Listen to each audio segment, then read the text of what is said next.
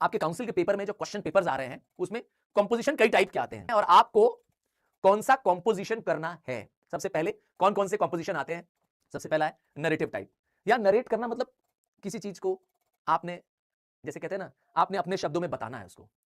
Narrate करना मतलब होता है जैसे आपने एक स्टोरी पढ़ी थी विथ दी फोटोग्राफर, पढ़ी थी, हमारे इंग्लिश के सिलेबस में है, ट्रेजर चेस्ट में एक स्टोरी है विथ दी फोटोग्राफर। तो ये एक नरेटर की जिसकी एज 40 ईयर की है, एक अननेम्ड नरेटर है, नरेटर का नाम नहीं है पर वो 40 ईयर का है और उसका experience at the photo studio क्या रहा है, बस इस पे वो क्या है, वो एक स्टोरी है। तो जब आप नरेशन करते हैं तो फर्स्ट पर्सन के पॉइंट ऑफ व्यू से आंसर लिखते हैं, फर्स्ट पर्सन मतलब आई के पॉइंट ऑफ व्यू से, वी के पॉइंट ऑफ व्यू से लिखते हैं, ठीक है। और क्या है खास बात, इसका मतलब है नरेटिव आप कर सकते हैं। नरेटिव में आपको किसी चीज को नरेट करना होता है, हाँ आप कर सकते हैं नरेटिव, तो जरूर करिए, मेरी कोशिश होगी आपको कहने की कि नरेटिव कर लेना चाहिए। और डिस्क्रिप्टिव, डिस्क्रिप्टिव मतलब होता है किसी इंसिडेंट को, किसी प्लेस को, किसी सिचुएशन को, किसी कंडीशन को डिस्क्राइब करना। You are sitting in a railway platform and your train is delayed by 2 hours. So describe all the scenes, all the sounds that you hear, that you listen during that time. Describe. तो जब आपको description की बात करता है, describe करने की कहता है, 100% इस कंपोजिशन को करना चाहिए। हाँ, क्योंकि ये आपके, तुम्हारे खुद के, हाँ तुम्हारे खुद के हिसाब से होता है, इसलिए what ever you right is justified. यहां एग्जामिनर अपने व्यू पॉइंट से नहीं सोचता है, आपने क्या देखा, आपने किस चीज को, तो किसी चीज को क्या कर रहे हैं आप, अपने हिसाब से कर रहे हैं। बात समझ आ रही है?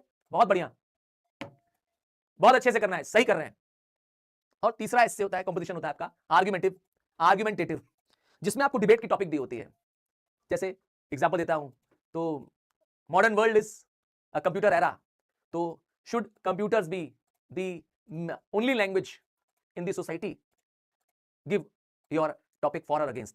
तो जब आपसे ऐसा क्वेश्चन देता है, हाँ जब आपको ऐसा क्वेश्चन देता है, प्लीज हाईलाइट, जब आपको ऐसा क्वेश्चन देता है तो आपको डिबेट वाले टॉपिक को एकदम इग्नोर कर देना चाहिए। मेरी सलाह होगी ऑलवेज इग्नोर डिबेट क्वेश्चंस। मैं भी उनके लिए, मेरे सुपरस्टार जो वहां बैठे हैं कह रहे सर मैं तो करता हूं डिबेट वाला टॉपिक और मुझे आता भी है, हाँ मैं उनके लिए कह रहा हूं कि ये टॉपिक अगर आपको अच्छा लगता है, आप इसमें एस करते हैं, आप स्कूल की डिबेट में पार्टिसिपेट करते हैं, आप मुन में पार्टिसिपेट करते हैं, हाँ मॉड्यूलेटेड नेशन में पार्टिसिपेट करते हैं, and you love debating and you have the points, आपके पास आर्गुमेंटेटिव स्किल है, when you know how to counter someone, तो आप इसको जरूर करिए।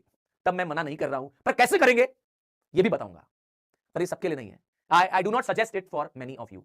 हाँ इसलिए मना कर रहा हूं उसको क्योंकि आर्गुमेंटेटिव का एक फिक्स्ड फॉर्मेट है, इसका एक अपना राइटिंग स्टाइल है, एंड सबको नहीं करना चाहिए, सबको नहीं करना चाहिए। It is not for all. बात समझ आ रही है आपको क्या कह रहे हैं? उनके लिए है, उनके लिए टॉपिक है जिनको रियल लाइफ में भी आर्गुमेंटेशन करना, डिबेट पे प्रेजेंट करना, टॉपिक लाना, प्रेजेंट करना लोगों के सामने पसंद है, उनके लिए है ये। तो आर्गुमेंटेटिव, हाँ मैं अभी आपको इसके बारे में कि कैसे लिखते हैं इसका भी आपको टिप्स एंड ट्रिक्स दे दूंगा, डोंट वरी। बात कर रहा हूं रिफ्लेक्टिव की, ये भी आपको करना चाहिए, किसी थॉट को एक्सप्रेस करना, कोई फीलिंग होना, ये रिफ्लेक्टिव, डिस्क्रिप्टिव और नरेटिव, ये तीनों टाइप के ऐसे मोस्ट कॉमनली डुएबल होते हैं, मतलब सबसे ज्यादा करने योग्य होते हैं, आपको उसको जरूर करना चाहिए। बात समझ आ रही है? आपको उसको जरूर करना चाहिए। हाँ रही बात लास्ट टॉपिक की, पिक्चर बेस्ड, जिसमें आपको इमेज दे देगा आपको, और हो सकता है आपसे कहेगा कि आप उस पिक्चर को डिस्क्राइब करिए, आप उसमें कोई स्टोरी बनाना चाहते हैं या उस पिक्चर को नरेट करना चाहते हैं, इन्फॉर्म करना चाहते हैं, है ना, उसको इंटरप्रेट करना चाहते हैं क्रिएटिवली, तो आपको मेरे हिसाब से अगर पूछेंगे तो इसको भी कभी नहीं करना चाहिए। Never ever do picture writing. आप बहुत अच्छे हैं, आपकी इंग्लिश बहुत अच्छी है, आपकी ग्रामर बहुत अच्छी है, फिर भी मत करिए, because it is all about writing a script. जैसे मूवी की स्क्रिप्ट होती है ना, जैसे फिल्मों की स्क्रिप्ट होती है, उस टाइप से ये होता है, और आपके लिए ये एक बहुत चैलेंजिंग काम है, क्योंकि इसमें कैरेक्टर्स होते हैं, इसमें एक स्टोरी लाइन होती है, इसमें एक सीक्वेंस होता है, और एक आम स्टूडेंट कोई स्टोरी राइटर नहीं है, तो इसीलिए उसके लिए बड़ा चैलेंजिंग हो जाता है इस टॉपिक को करना। और मेरी सलाह भी हमेशा रहती है कि इसको आप मत करिए, डू नॉट डू इट, मत करिए इसको। हाँ पिक्चर बेस्ड राइटिंग नहीं करनी चाहिए। हो सकता है पिक्चर आपको देख के समझ में आ रही हो, क्योंकि जो आप समझ रहे हैं पिक्चर को देख के, आपका एग्जामिनर पिक्चर को देख के कुछ और सोच रहा है। आपने देखा एक बच्चा कुएं के नजदीक खड़ा है, पानी भर रहा है, आप सोच रहे हैं कि बच्चा अपने परिवार के लिए पानी ला रहा है, एग्जामिनर सोच रहा है कि माँ बाप कितने कसाई हैं, माँ बाप कितने क्रूर हैं, बच्चे से काम करा रहे हैं। देखिए यहां पे कॉन्फ्लिक्ट ऑफ थॉट्स आ रहा है, तो यहां पर आपको उसके नंबर नहीं मिलेंगे, क्योंकि you and examiner may not have the same view point on the topic. क्योंकि यहां पर जो ये जो कंपोजिशन है वो पिक्चर पे बेस्ड है, and picture is vivid, picture is you know it has lot of imaginations, what you and what examiners may think may be two different perspective। तो ये छोड़ देना चाहिए, हाँ किसी भी हालत में मत करना चाहिए, आप कितने भी अच्छे क्यों ना हो, हाँ, आप कहेंगे सर नहीं मुझे करना ही है, फिर मैं आपके लिए इसके लिए भी टिप्स दे दूंगा, आपका ये जो प्रॉब्लम है इसको दूर कर दूंगा, आई प्रॉमिस आपको ही दूर कर दूंगा। आइए स्टार्ट करते हैं सबसे पहले कि कैसे कंपोजिशन को सेलेक्ट करें। The first and the most basic thing you should know कि हमें कंपोजिशन को सेलेक्ट कैसे करना है। हाँ, ये सबसे बड़ा चैलेंज है मेरे बच्चों। क्या चीज? आपकी कंपोजिशन कौन सा सेलेक्ट करें। कई बार आपको कंपोजिशन की जो टॉपिक है वो आप उसको ऐसा समझ के कि बहुत इजी टॉपिक है और आप करना चाहते हैं पर आप अच्छे से लिख नहीं पाते हैं, तो उसके टाइटल को, जो आपका टाइटल है कंपोजिशन का, उसको आपको समझना है, क्या पूछ रहा है उसको समझना है। तो इसके लिए कुछ टिप दिया है। पहला है read all the compositions carefully. तुरंत डिसीजन मत लीजिए, पहले 15 मिनट, फर्स्ट 15 मिनट्स में से लिख लीजिए, मेरे ध्यान से सुन लीजिए। यूटिलाइज, क्या मैं बोल रहा हूं, utilize 5 minutes from reading time. जो आपको रीडिंग टाइम मिलता है, जो आपको 15 मिनट का रीडिंग टाइम मिलता है, उसका 5 मिनट लगा दीजिए ये सेलेक्ट करने में। हाँ, एक टॉपिक को आराम से पढ़िए, टॉपिक को पढ़ने के बाद आराम से चेक करिए, ये इंश्योर करिए कि ये टॉपिक आपको समझ में आया कि नहीं आया। मतलब आपको क्या है, मेक श्योर करना है कि आपको उस टॉपिक का मैटर, उसके अंदर का जो पूछने वाली चीज है जिसको आपको डिस्क्राइब करना है, 300 से लेकर 350 वर्ड्स में डिस्क्राइब करना है, क्या आपके लिए पास उतना सफिशिएंट कंटेंट है? अगर है तो ही करना चाहिए। Got my point? हाँ, तो अब आपको समझना पड़ेगा। और क्या ध्यान देना है, pay attention to the prompt and instructions. कई बार आप क्या करते हैं, कंपोजिशंस का हेडिंग पढ़ करके और तुरंत उस टॉपिक को करना चाहते हैं, जबकि उसके अंदर, कंपोजिशन के अंदर जो स्पेसिफिक इंस्ट्रक्शंस दिए होते हैं, जैसे उसमें लिखा होता है कि what you see, what you think, what you find, तो आपको उसको क्या करना चाहिए, क्वेश्चन उसी के बेसिस पे आंसर करना चाहिए। मोस्ट इंपॉर्टेंट चीज है, याद रखिएगा। लास्ट में आ जाइए, आइए देखिए ध्यान से मेरी बात को सुनिए। So pay attention to the prompts, question क्या कह रहा है, उसका प्रॉम्प्ट क्या है, ठीक है, उसके साथ क्या क्या इंस्ट्रक्शन दे रहा है आपकी टॉपिक का, उसको आपको समझना जरूरी है। कंसीडर योर प्रेफरेंस, क्योंकि आपको अपनी जो भी आपका टॉपिक ऑफ इंटरेस्ट है उसके अकॉर्डिंग में करिए। मतलब जो टॉपिक आपको लगता है कि यू कैन डिस्क्राइब बेटर, उसको करिए, ठीक है। और क्या होना चाहिए, look for the strong writing mechanics. इसका मतलब यह है, जब भी आप लिखेंगे तो आपको उसका ग्रामर, आपको उसका हुक सेंटेंस, आपको उसके अंदर की कुछ वोकैब पावर्स जो आपको लगता है सुटेबल होगी। हाँ, जैसे किसी बड़े व्यक्ति का कहते हैं ना एक स्टेटमेंट है, तो वो आप उसमें लिखेंगे तो आपके आंसर की वैल्यू बढ़ेगी। You should be knowing it. और क्या ध्यान देना है, consider the message theme. Obvious बात है, आपका कंपोजिशन, आपका जो मैसेज जो आप देना चाहते हैं वो वही होना चाहिए जो उस कंपोजिशन की टॉपिक में पूछ रहा है। मतलब जो टॉपिक की थीम है, जो उस कंपोजिशन के अंदर पूछा गया है, it should need to your own thoughts. Clear है? पिक्चर राइटिंग मैंने मना कर दिया है, डिबेट टॉपिक को भी मैंने सेलेक्ट करने से यूजुअली मना कर दिया। मैं टिप दे दूंगा, डोंट वरी, मैं बता दूंगा उनके लिए जो आप में से भी कुछ होंगे जो कहेंगे नहीं मुझे तो करना ही है, फिर भी बताऊंगा। तो एक प्रो टिप क्या है, don't pick the topic just because it sounds easy. हो सकता है कि आपको टॉपिक लग रहा हो मुझे तो आता है और ये टॉपिक बहुत इजी लग रहा है, पर आप उसके अंदर के प्रॉम्प्ट्स और इंस्ट्रक्शंस नहीं पढ़ रहे हैं। जैसे डिस्क्राइब, ध्यान से सुनिएगा, describe a journey by an aeroplane, your first time that you have to go by an aeroplane. और आपने क्या कर दिया है, इसको डिस्क्राइब करने के लिए जो इसका प्रॉम्प्ट है वो पढ़ा ही नहीं, तो यहां पर आपको नंबर नहीं मिलेगा, क्योंकि यू नीड टू अंडरस्टैंड कि उस कंपोजिशन के अंदर क्या मांग रहा है। आपसे कह रहा है what were the problems, what were the difficulties you faced as you have to flee alone, what were the challenges. तो अब आप उसको क्या कर पा रहे हैं, उसको आपने क्या कर दिया, पूछा challenges during your first air flight, your first travel in the air, पूछा ये आपसे। और आप क्या लिख रहे हैं, आप चैलेंजेस की वजह लिख रहे हैं कि मुझे बहुत मजा आया, मैं फ्लाइट में गया, एयर हॉस्टेस मिली, खाने पीने को मिला और कुछ ही देर में मैं अपनी जर्नी के एंड में पहुंच गया, बड़ा मतलब it was very enjoyable, I loved the atmosphere, it was high in the air. पूछ क्या रहा है, तू लिख क्या रहा है, ये प्रॉब्लम है। बात समझ आया ना? So don't go by the ease of only the heading. आपको पिक उसको करना चाहिए जिसके बारे में आपके पास स्ट्रॉन्ग आइडियाज हैं। हाँ, कोई ऐसी चीज जो आप रियल लाइफ में एक्सपीरियंस कर चुके हैं, उसको ज्यादा अच्छा रहेगा लिखने के लिए। हाँ, something you have felt, something you have actually imagined and something actually you have taken, मतलब तुमने पहले इसमें पार्टिसिपेट किया तो वो ज्यादा फायदेमंद रहेगा। क्लियर है? तो जिसको आपने एक्सपीरियंस किया होगा, हाँ सीधी सी बात है ना, आप कोई चीज जो चीज महसूस करते हैं, कोई चीज जो आपने पहले से एक बार की हुई है ना, तो उसको आप ज्यादा अच्छे से लिख पाएंगे। बस सिंपल सा रूल है, तो ये आपको ध्यान देना है, ठीक है। उस टॉपिक को पिक करना है। और बोर्ड का फॉर्मेट बहुत सिंपल है, 3 पार्ट में कंपोजिशन डिवाइड किया गया है। आपको 30 मिनट्स मैक्सिमम टाइम है। कितना टाइम दिया मैंने आपको? हाँ, ये आप काउंसिल का जब पेपर पढ़ेंगे उसमें क्लियरली लिखा रहा है, do not spend more than 30 minutes. हाँ, मैं सच कह रहा हूं और आपसे कहूंगा कि पहले कंपोजिशन ही कर डालिए। कई बार क्वेश्चन आता है कि सर पहले क्या करूं, कहां से स्टार्ट करूं, तो start with the composition itself. ऐसा क्यों? क्योंकि उस समय आपका माइंड फ्रेश होता है, आप नई एनर्जी के साथ क्लास में एंटर करते हैं, आपके पास जील होती है, एनर्जी होती है, आपका ब्रेन फ्रेश होता है, और पेपर क्योंकि स्टार्ट कर रहे होते हैं, आपको पेन भी फास्ट चलती है। हाँ, और सबसे इंपॉर्टेंट आप अभी नए थॉट्स के साथ आए हैं क्लास के अंदर, तो इसलिए क्या करें, पहले से इसी से स्टार्ट करिए। और क्या ध्यान देना है, तो मैंने कहा आईसीएससी का बहुत सिंपल सा फॉर्मेट है, 30 मिनट में आपको करना है। हाँ, मैं आपको टाइम भी दे दूंगा कि किसमें कितना टाइम लगना चाहिए। पहले फॉर्मेट समझ लेते हैं। जब आपको कंपोजिशन लिखना है तो उसका फॉर्मेट बहुत सिंपल है। पहला आपका इंट्रोडक्शन पैराग्राफ होना चाहिए। इंट्रोडक्शन पैराग्राफ आपका कम से कम 5 से 7 लाइन का। I give you maximum 7 line, उससे बड़ा नहीं होना चाहिए। 5 line is more than enough. आपको ज्यादा लिखने का मन कर रहा है तो first paragraph should maximum be of 7 line, not more than enough. दिमाग में इस बात को बैठा लीजिए कि 5 लाइन से ज्यादा नहीं होना चाहिए, बट स्टिल यू वांट कि नहीं मेरे पास और आइडियाज हैं, तो आप अधिक से अधिक 7 लाइंस करिएगा। And the first paragraph will decide कि आपको नंबर क्या मिल रहे हैं। तो क्या होना चाहिए फर्स्ट पैराग्राफ में कुछ ऐसा हुक सेंटेंस होना चाहिए। क्या कुछ ऐसा हुक सेंटेंस होना चाहिए, कुछ ऐसी क्रिएटिव लाइंस होनी चाहिए कि जो आपका एग्जामिनर है उसको और पढ़ना चाहे। It should create a desire to read, it should create the examiner some curiosity, then I promise you तुझे फुल मार्क्स मिलेंगे। हाँ, एग्जामिनर वर्ड नहीं बैठ के गिनता रहता है कि 350 शब्दों के कि नहीं, इतनी फुर्सत नहीं एग्जामिनर के पास। वो आपके नंबर ऑफ पेजेस से काउंट करके आपके कंटेंट को देख करके जज कर लेता है। अब आपके 250 वर्ड हुए कि 350 वर्ड हुए, ये वो काउंट नहीं करता है। हाँ, but do not overwrite, point to be noted. पहले पैराग्राफ की बात किया था मैंने आपसे, इंट्रोडक्शन पैराग्राफ की बात किया था, 5 लाइन या मैक्सिमम 7 लाइन, इसके बियॉन्ड आप नहीं जाएंगे। ठीक है, और हुक के साथ स्टार्ट करेंगे, क्यूरियोसिटी जनरेट करेंगे, ऐसा कुछ स्ट्रेंज, ऐसा कुछ इवेंट, ऐसा कोई इंसिडेंट एक्सप्लेन करेंगे जिससे आगे रीड करने के लिए रीडर को, एग्जामिनर को वेट करना पड़े। और क्या करना है, क्लियरली स्टेट करिएगा कि ऐसे किस बारे में। डू नॉट टॉपिक से दाएं बाएं मत जाइए, टॉपिक के बारे में कि इसमें क्या होने वाला है आगे, वो उसको पहले पैराग्राफ से पता चले। बात समझ आ रही है? हाँ, मैं आपको कुछ कहते हैं ना स्टार्ट लाइन दे दूंगा, आपको अभी एग्जांपल देके बताऊंगा कि ऐसी स्टार्ट लाइन लिखेंगे तो आपके आंसर की वैल्यू बढ़ जाएगी। हाँ, आई विल गिव यू, हाँ, ये मैं आपको अभी शेयर भी कर दूंगा, टेंशन लेने की जरूरत नहीं है। तो इंट्रोडक्शन बहुत अच्छा होना चाहिए मेरे हिसाब से। आप इंट्रोडक्शन में किसी महान व्यक्ति का कोई अगर आपकी पोम की लाइन, ध्यान से सुनिएगा, आपकी पोम की लाइन अगर कोई याद है, या किसी बड़े महान व्यक्ति का, वो कोई भी महान व्यक्ति हो सकते हैं, हाँ, महात्मा गांधी भी हो सकते हैं, उनका कोई की स्टेटमेंट या उनका कोई मेन लाइन, हाँ, कोई मेन वर्ड जो उन्होंने बोले थे, अगर वो याद है, जैसे मैं एग्जांपल देता हूं,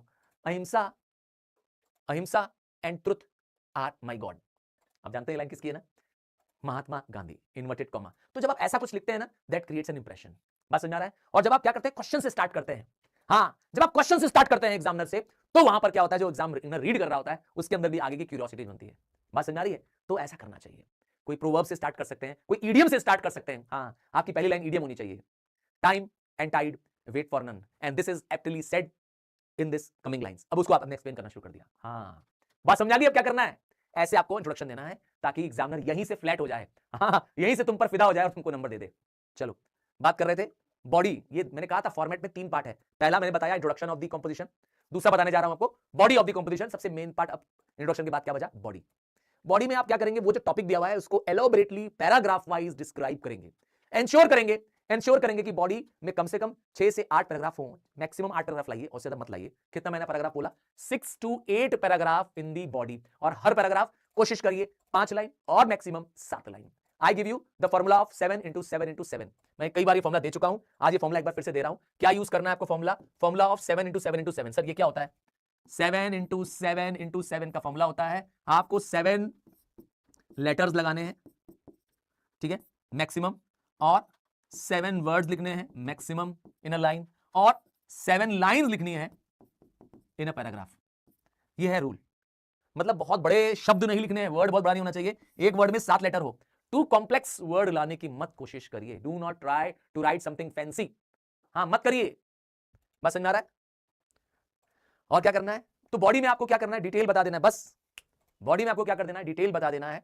बॉडी में आपको 6 से 8 पैराग्राफ में, नॉट 1 बिग पेज, मत करिएगा, नंबर नहीं मिलेगा। पैराग्राफ में अपनी पूरी वर्ड्स को, अपने पूरे टॉपिक को क्लियर कर देना है। लास्ट आपको जिस पे सबसे अच्छा काम करना है अब, वो कंक्लूजन है। याद रखिएगा, एग्जामिनर इंट्रोडक्शन कंक्लूजन को जरूर रीड करता है। Body of the letter read कर पाए ना कर पाए, हाँ, मैं ये नहीं कह रहा हूं रीड नहीं करता है, मैं ये कह रहा हूं कि उसके पास रीड करने पाने का समय है नहीं है, ये it is not sure. But conclusion वाला पार्ट जो है, हाँ, बट जो कंक्लूजन वाला पार्ट है वो एग्जामिनर जरूर रीड करता है। कंक्लूजन में आपको पूरा ऐसे को रैप अप करना है, उसका एंड क्लियर होना चाहिए, कंफ्यूजिंग नहीं होना चाहिए, एंड एब्रप्ट नहीं होना चाहिए, सडन एंड मत कर दीजिए, ठीक है।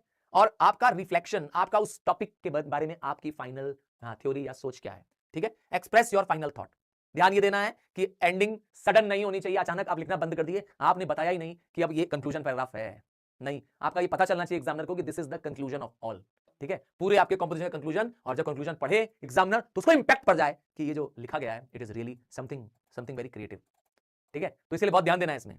आइए अब आपको कह रहा हूं फिर से लाइन कि simple but expressive language. Language में जो आप लिख रहे हैं, सर मैं कैसे अपनी लैंग्वेज इंप्रूव करूं, मेरे पास शब्द नहीं है, फिर बताता हूं आज। नोट कर लो और अभी नोट कर लो और फिर ना कहना कि ग्रामर मेरी कमजोर थी। तुमने कमजोर बना दिया है, तुम्हारी ग्रामर कमजोर है नहीं, because lack of practice makes you weak. Simple सा रूल है। अगर आपने प्रैक्टिस करनी है तो इस तरह से प्रैक्टिस करनी है एवरीडे। मैं तुमसे कह रहा हूं, जब तक एग्जाम नहीं आ रहा है, जब तक एग्जाम नहीं आ रहा है, सबसे पहले क्या करिए, सबसे पहले आप क्या करिए, एवरीडे 30 मिनट्स का टाइम दीजिए। या मैं आपसे रिक्वेस्ट करूंगा कि आप 2 दिन में 1 दिन, या 2 दिन में 1 घंटा, या तो 30 मिनट्स एवरीडे, 30 मिनट्स एवरीडे, या 2 दिन में 1 घंटा क्या देना आपको, आपको कोई स्टोरी, कोई पोम, कोई लेटर रीड करना है। आप चाहें तो अपने जूनियर ब्रदर सिस्टर्स अगर आपके पास हैं, उनकी इंग्लिश ग्रामर की बुक पढ़िए, वो एज एंजॉयमेंट रीड करिए, नॉट एज बर्डन रीड करिए कि सर ने कहा तो रीड करेंगे, नहीं, उसको रीड करना है। और अपने वोकैब पावर, आपको क्या लगता है वोकैब पावर कोई दिखाई देने वाली चीज है क्या?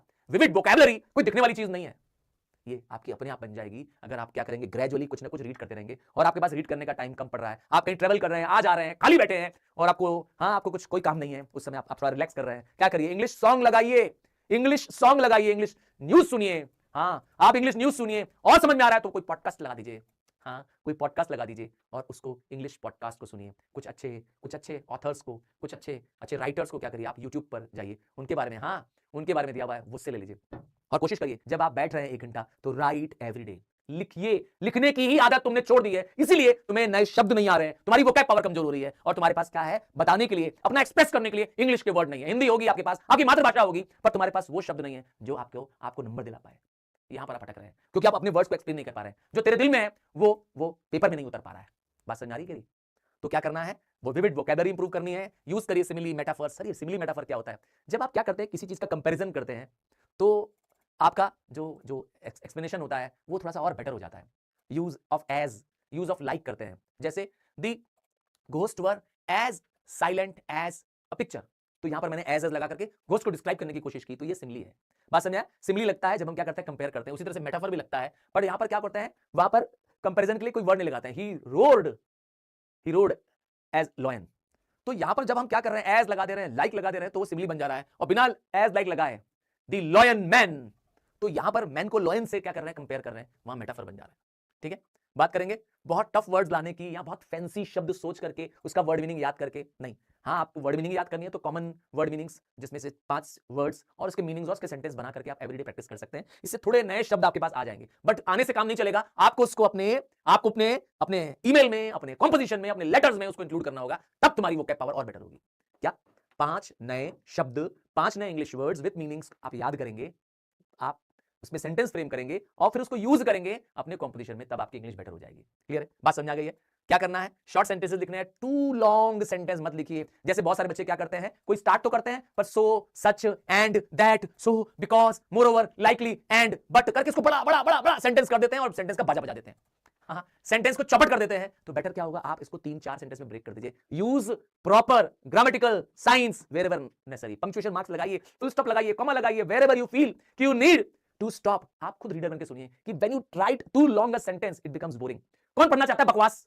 कोई पढ़ना चाहता है कोई मोनोटोनस ऐसी चीज हो जिसको पढ़ करके बोरियत आ जाए, नींद आ जाए? तो आप सोचिए ना, एग्जामिनर क्यों नंबर देगा आपको? तो शॉर्ट सेंटेंस बनाइए, टू द पॉइंट बात करके खत्म करिए। क्लैरिटी होनी चाहिए आपके पास एक प्रॉपर स्ट्रक्चर होना चाहिए। घबराओ मत, अभी बताऊंगा कि कैसे आप 30 मिनट्स पूरे यूज करोगे। हाँ, तुम्हारे लिए कह रहा हूं, कैसे 30 मिनट्स यूज करोगे इस कंपोजिशन में पूरे मार्क्स पाने के लिए। 20 नंबर तो 20 नंबर, 1 नंबर भी घटने नहीं दूंगा तुम्हारा।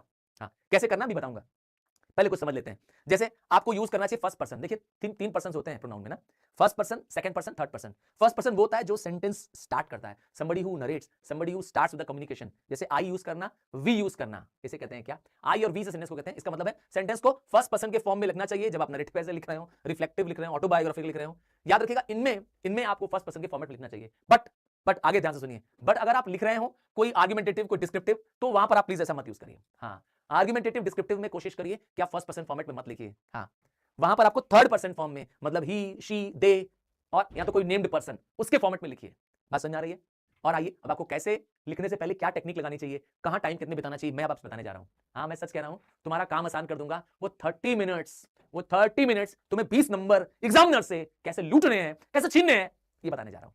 हाँ, जब आपने क्वेश्चन शुरू कर दिया है तो पहले क्या करिए, किसी को लिखने से पहले कुछ भी लिखने से पहले हमेशा प्लान करिए। तो आप कंपोजिशन लिख रहे हैं तो उसकी प्लानिंग होनी चाहिए। कितना मिनट लगेगा? 5 मिनट। आप कहेंगे सर 30 में से 5 मिनट चला गया।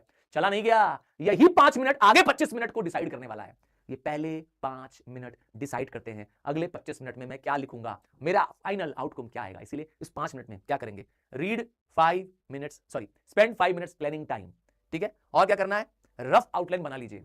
क्या पैराग्राफ 1 में क्या लिखेंगे, उसका हुक सेंटेंस क्या होगा, क्या उसका हुक सेंटेंस क्या होगा, और बॉडी ऑफ द ऐसे में, बॉडी ऑफ द कंपोजिशन में क्या क्या पैराग्राफ्स होंगे, और उसका एक रफ स्ट्रक्चर। पैराग्राफ 1 में मैं इसके बारे में लिखूंगा, पैराग्राफ 2 में इसके बारे में, 3 में इसके बारे में, और अपना कंक्लूजन भी।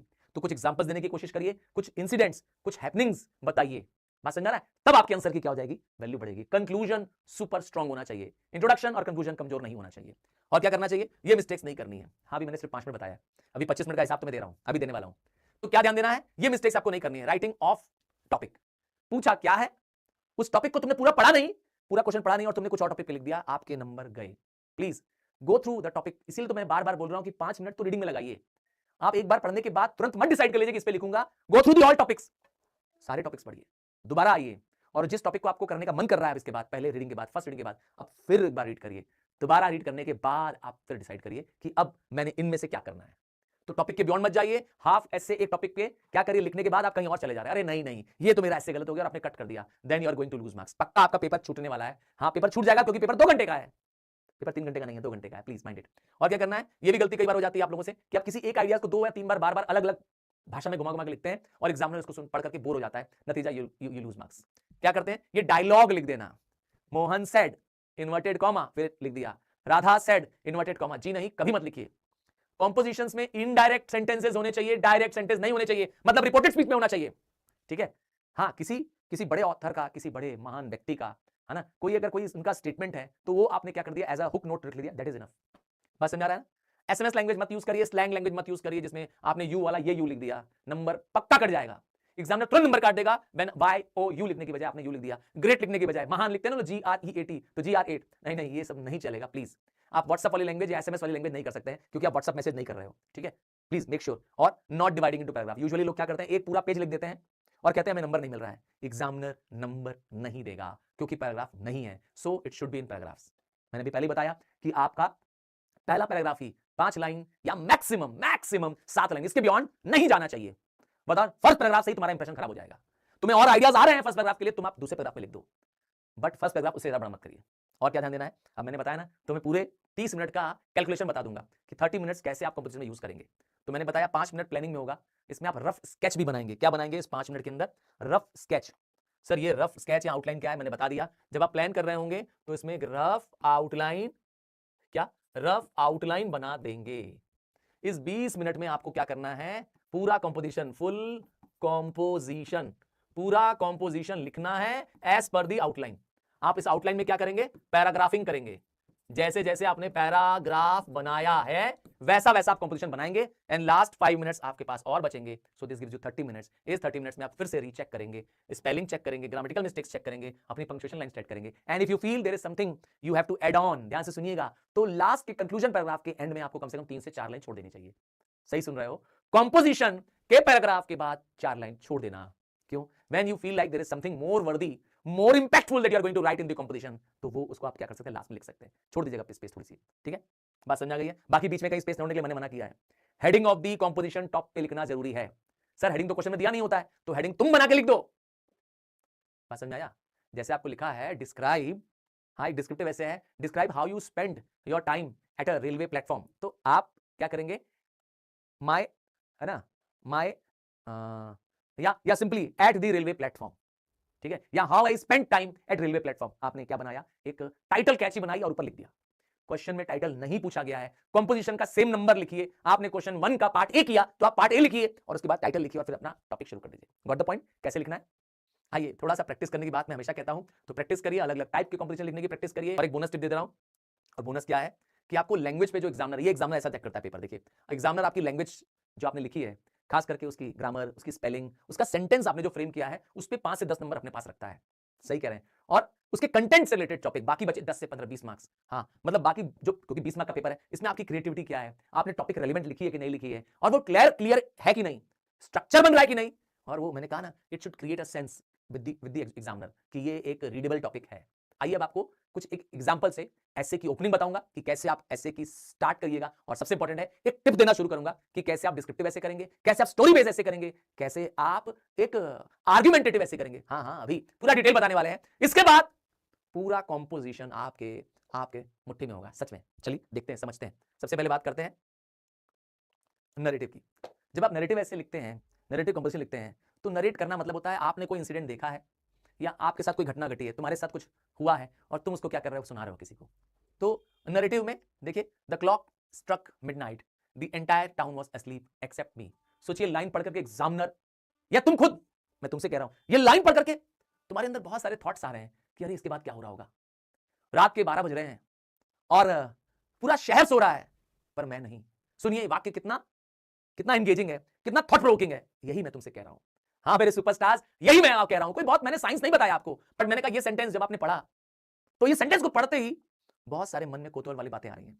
तो this is what it requires. जो एग्जामिनर है वो पढ़े और पढ़ना चाहे, उसके मन में हो कि मैं और पढ़ूंगा, कुछ अच्छा लिखा है इसने।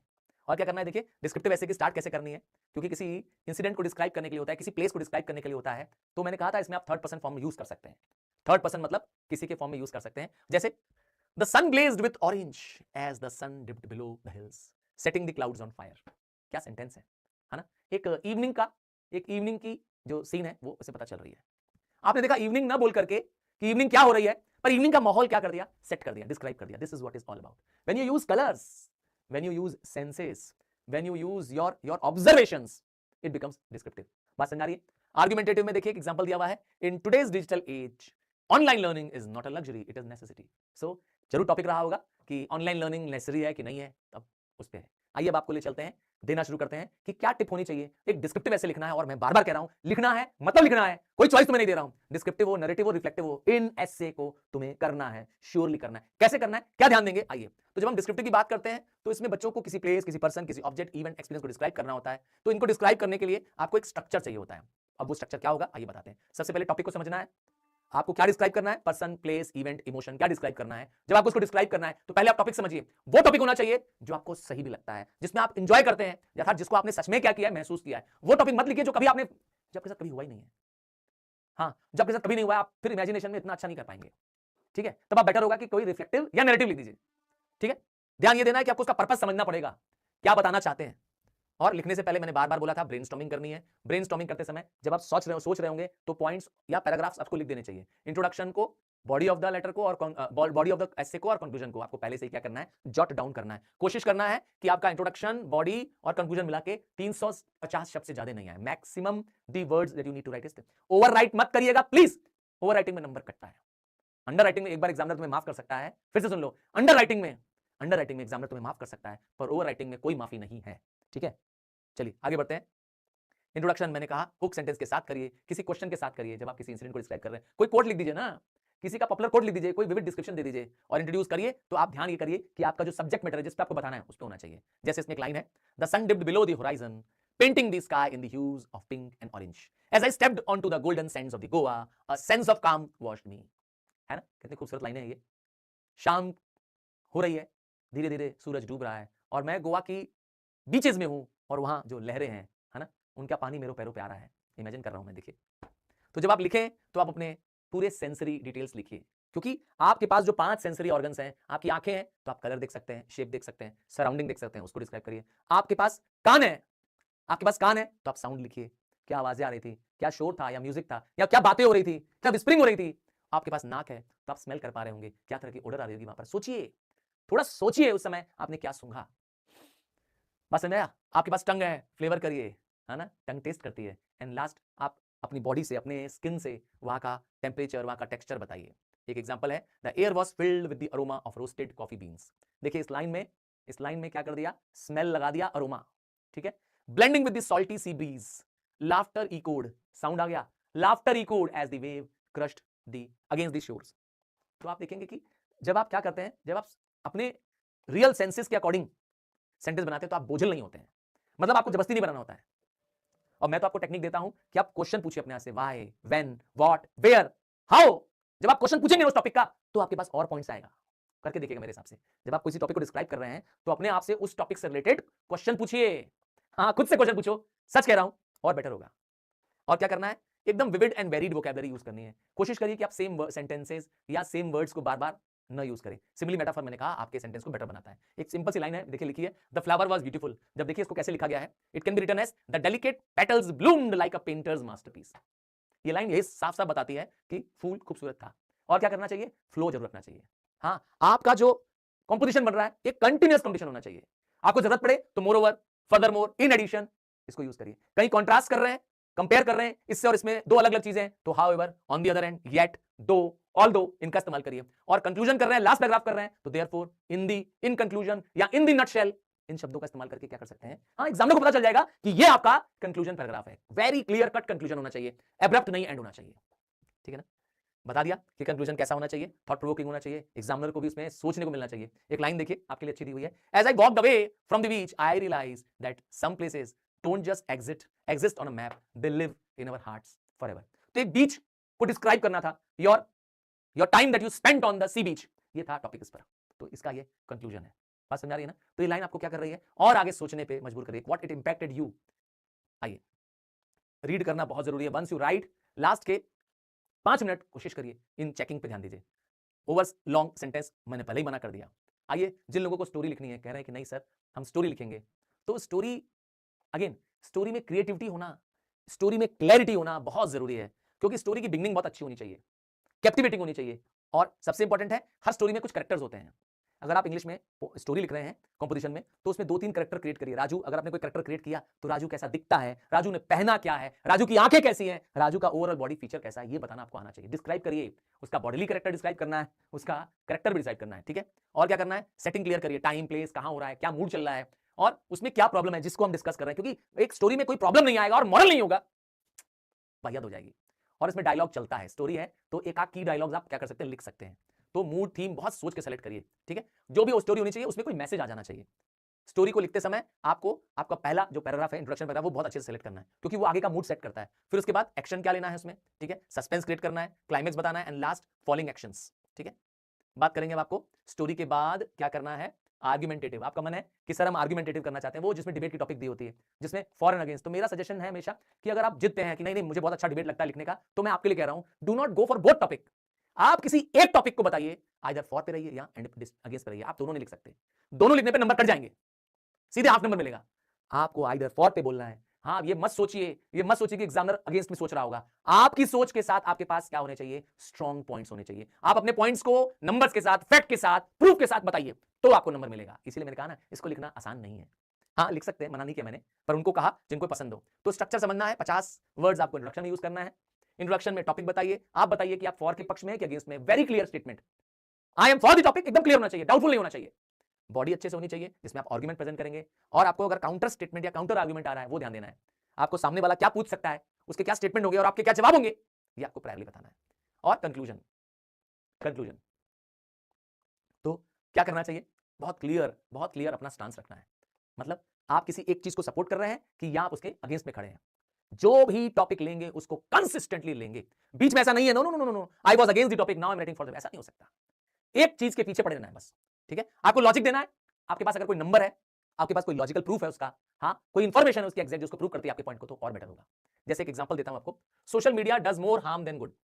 तो जो लोग फॉर बोल रहे हैं, ठीक है, उसको कॉज बताना है, जैसे डिस्ट्रक्शन कॉज करता है, मिस इंफॉर्मेशन देता है, साइबर बुलिंग करता है, थ्रेट्स हो रही हैं आजकल, तो डिजिटल अरेस्ट हो रहा है, तो वो सब पढ़ लिखिए। रियल लाइफ एग्जांपल दीजिए। एंगेजिंग इंट्रोडक्शन आपका क्या होना चाहिए, किसी हुक सेंटेंस के साथ स्टार्ट होना चाहिए। जैसे कोई आप फैक्ट दे दीजिए, कोई नंबर दे दीजिए, या आप कोई वर्टिकल क्वेश्चन पूछ लीजिए। हाँ, आप अपने डिबेट को क्वेश्चन से, ऑडियंस से, जैसे आप क्वेश्चन पूछ रहे हैं ऐसा पूछ लीजिए, या किसी फेमस लाइन का कोट दे दीजिए। ठीक है, तब आपकी वैल्यू बढ़ती है। ठीक है, एक एग्जांपल देखिए, एक एग्जांपल मैंने आपके लिए रखा है कि कैसे सोशल मीडिया पर एक प्रॉपर क्या है पैराग्राफ बन सकता है पहला। फिर क्या करना चाहिए, आर्गुमेंट जब आप दें, जो भी आर्गुमेंट कर रहे हो उस आर्गुमेंट को क्लियर पॉइंट वाइज लिखिए, एक लंबा सा पेज मत लिख दीजिए, एविडेंस के साथ, एग्जांपल के साथ। ठीक है, और जब आप सेंटेंस या पैराग्राफ फिनिश करते हैं अपना, तो आप नेक्स्ट पैराग्राफ में क्या करें, उसी का आगे का पार्ट चलिए। ठीक है, नेक्स्ट है, एक एग्जांपल दे रहा है, ये मैंने एग्जांपल दिया हुआ है कि सोशल मीडिया मोर हार्म करता है तो एडिक्शन पैदा कर देता है, ये एग्जांपल है पॉइंट में, मैंने कहा ये प्रूफ देंगे हम इसमें। और मिस इंफॉर्मेशन देता है, और क्या करता है, एनकरेज साइबर बुलिंग करता है, जो मैंने पॉइंट बताया उसको फिर एक्सप्लेन कर रहा है। ध्यान ये देना है, जब भी आप किसी टॉपिक में बता रहे होते हैं तो आपकी कोशिश होनी चाहिए कि ओपोनेंट का पॉइंट ऑफ व्यू पहले सुन ले कि वो कैसे इसको रिफ्यूट कर रहा होगा या आपके टॉपिक को कैसे वो आगे से बोल रहा होगा, तो आपका आपके पास का आंसर होना चाहिए। याद रखिएगा, आपको अपने पॉइंट्स देकर के ओपोनेंट के अगेंस्ट में बताना है, फाइट नहीं करना है। ठीक है, क्या करना है ध्यान दीजिए, समरी लास्ट में लिखनी है, पावरफुल स्टेटमेंट के साथ, कॉल टू एक्शन के साथ दीजिए तो मुझे लगता है और बड़ा होगा। जैसे हम लोग बोलते हैं ना कि सब्सक्राइब करिए, हाँ ये है कॉल टू एक्शन। सही कह रहे हो ना। बहुत सारे यूट्यूबर्स जब वो नहीं आपसे जब कोई शॉर्ट वीडियो बनाते हैं तो जब आप देखेंगे शॉर्ट वीडियो चल रहा होता है, नीचे बोलता है अगर आप चाहते हैं तो ये वीडियो सेव कर लीजिए, अपने फ्रेंड्स को शेयर कर दीजिए और सब्सक्राइब कर दीजिए इस चैनल को। तो ये क्या कर रहे होते हैं, ये कॉल टू एक्शन। तो आप जब किसी डिबेट टॉपिक में लिखते हैं तो उसमें जो चीज आप बोलना चाहते हैं, जिस टॉपिक पे आपने फॉर कहा था या अगेंस्ट कहा था, उसका एक्शन क्या होगा ऑडियंस के साथ, वो आपको बताना पड़ेगा। ठीक है, इसे कहते हैं कॉल टू एक्शन। क्या यूज करना है आपको, जो लैंग्वेज यूज करनी है वो परसुएसिव यूज करनी है। हाँ, क्योंकि आपको फैक्ट देना है, आपको क्वेश्चन पूछना है, हो सके तो कोड दीजिए। क्या नहीं करना है ध्यान दीजिएगा, जब आप डिबेट के टॉपिक के साथ करते हैं, लॉजिक के साथ बात करिए, इमोशंस के साथ नहीं। क्योंकि सामने वाले को क्या करना है, आपको सामने वाले को उस पॉइंट के हिसाब से हराना है। आपके पास फैक्ट होने चाहिए, एग्जांपल होने चाहिए उसको ओवरकम करने के लिए। वीक आर्गुमेंट्स मत रखिए, पॉइंट को बार बार रिपीट मत करिए, and stick to the language. No foul language, no WhatsApp language, जी नहीं।